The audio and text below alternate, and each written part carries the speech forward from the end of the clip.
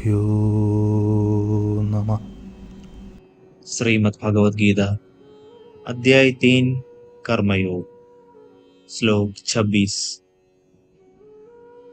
न बुद्धिभेदं जनयेद् अज्ञानां कर्मसंगिनां जोषयेत् सर्वकर्माणि विद्वानुक्तः समाचरन्। ज्ञानवान मनुष्यों को चाहिए कि वे अज्ञानी लोगों को, जिनकी आसक्ति सकाम कर्म करने में रहती है, उन्हें कर्म करने से रोककर उनकी बुद्धि में मतभेद उत्पन्न न करे, अपितु स्वयं ज्ञानयुक्त होकर अपने कार्य करते हुए उन अज्ञानी लोगों को भी अपने नियत कर्म करने के लिए प्रेरित करना चाहिए। महापुरुषों का दायित्व अति महत्वपूर्ण होता है, क्योंकि सामान्य जन उनका अनुसरण करते हैं।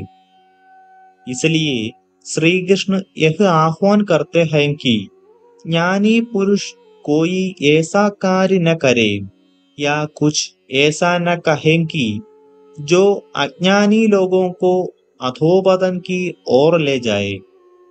यहाँ यह तर्क दिया जा सकता है कि यदि ज्ञानी जन अज्ञानियों के प्रति करुणा भाव रखते हैं, तब उन्हें उनको भगवत प्राप्ति का ज्ञान अर्थात दिव्य ज्ञान प्रदान करना चाहिए। भगवान श्री कृष्ण इस तर्क को न बुद्धिभेदम जनयेद कहकर निष्प्रभावी करते हैं, जिसका तात्पर्य यह है कि अज्ञानी को दिव्य उपदेश सुनाकर उन्हें कर्मों का परित्याग करने की शिक्षा नहीं देनी चाहिए, क्योंकि उनमें ऐसे उपदेशों को समझने की योग्यता नहीं होती। प्रायः लौकिक चेतना युक्त लोगों के पास केवल दो विकल्प होते हैं।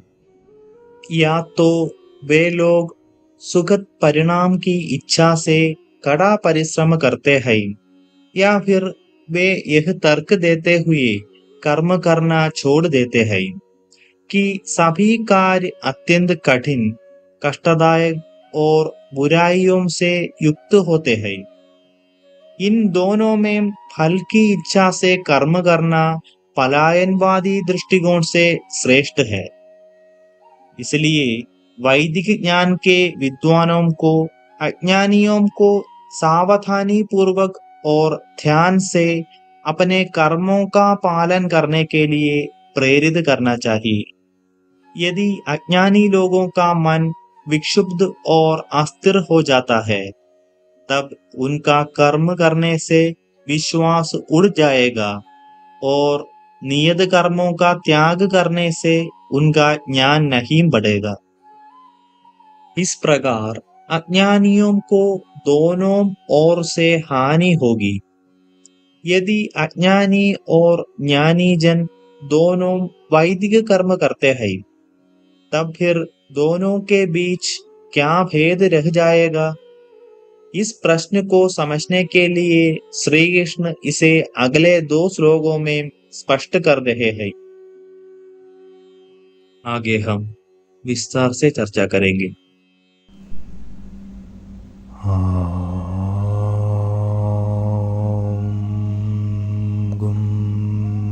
गुरुभ्यो